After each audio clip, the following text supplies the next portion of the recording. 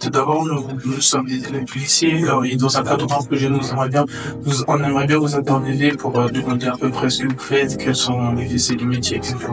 Ouais. Très bien. Tout d'abord, est-ce que vous pouvez vous présenter un peu?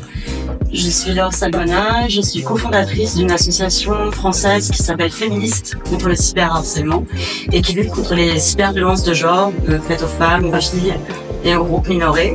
J'ai aussi écrit un livre qui s'appelle Politiser les cyberviolences, une lecture intersectionnelle des inégalités de genre sur Internet. Très bien. Vous pouvez un petit peu présenter votre association, ce qu'elle compte en particulier? Alors, c'est une association qu'on a créée en début 2016, donc il y a un peu moins de 10 ans. Et on l'avait créée pour venir en aide à des jeunes filles, la plus jeune avait 13 ans, qui étaient victimes de diffusion non consentie de contenu intime sur Twitter à l'époque. Et on s'est organisé dans des conversations privées pour signaler les contenus, mais Twitter retirait pas les contenus. Et du coup, on a créé un hashtag qui s'appelait Twitter Against Women, qui a permis d'attirer l'attention des médias.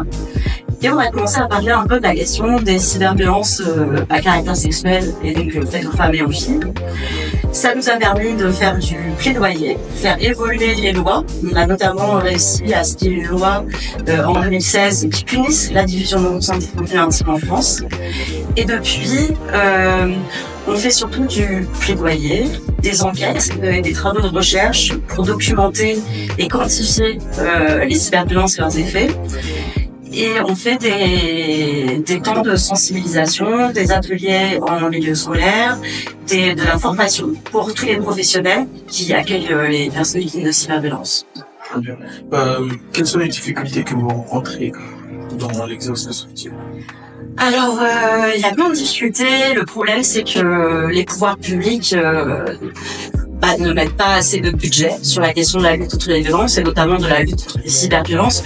En fait, c'est un peu considéré comme des violences qui seraient pas très graves et du coup, ça passe un peu en dernier dans les programmes. Et puis, on a d'autres problèmes, c'est que ce sont des violences qui évoluent très vite. Les usages sur les réseaux sociaux, les technologies, même les usages selon les générations, tout ça se modifie en permanence et du coup, il faut qu'on fasse de la veille tout le temps pour rester toujours à l'affût des nouvelles tendances en matière de cyberharcèlement et de cyberviolence. Et ça, c'est compliqué. Et par rapport à vous, quel est le meilleur moyen pour lutter contre cela? Je pense que vraiment, le meilleur moyen de lutter contre les cyberviolences, c'est de lutter contre les systèmes de domination en général. En fait, les cyberviolences, c'est un moyen de matérialiser dans l'espace numérique, les rapports de pouvoir et les rapports de domination, dans le but de pousser certaines catégories de la population hors de ces espaces. Donc la première chose à faire, c'est lutter contre les discriminations et les rapports de domination. Et puis, sinon, bien sûr, beaucoup de sensibilisation et responsabiliser les plateformes, parce que finalement, c'est les plateformes qui créent des espaces où les personnes ne vont pas être en sécurité, ne vont pas se sentir sûres, et elles le font parce que ça permet de générer du profit avec des contenus violents.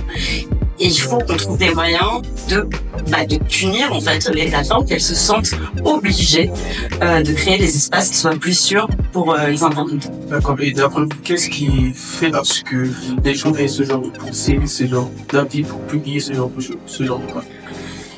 Je pense qu'il y a la question de l'impunité, le fait que finalement déjà on sait pas forcément que c'est puni par la loi, une normalisation des comportements violents, surtout quand c'est de la violence verbale par exemple, on a tendance à dire ce ne sont que des mots, mais on sait que les discours de haine, ils peuvent conduire à des exactions dans la vie matérielle.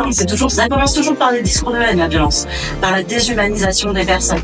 Donc il faut lutter contre cette déshumanisation, donc lutter contre les discriminations, pour l'égalité.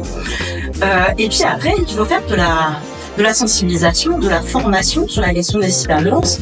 Moi, ce que j'entends souvent quand je parle des cyberviolences, c'est qu'on accuse les victimes d'avoir pris des risques. Finalement, on va pas condamner les agresseurs, on va dire oui, mais non, mais là aussi, pourquoi t'as posté ça, pourquoi t'as envoyé cette photo de toi, pourquoi t'as fait ci. Et en fait, on est toujours dans la culpabilisation des victimes. Et il faut que la société, elle change de paradigme. Il faut qu'à un moment, on arrête d'avoir ce retournement de culpabilité et qu'on punisse les agresseurs, pas les victimes, qu'on accueille la parole des victimes, au contraire, et qu'on les protège. Nous vous remercions beaucoup d'avoir participé à cette interview. Merci beaucoup de nous avoir parlé de ces problèmes qui sont très présents dans de notre nouvelle société. Merci d'avoir pris le temps d'expliquer à tous les élèves du lycée. Merci à vous.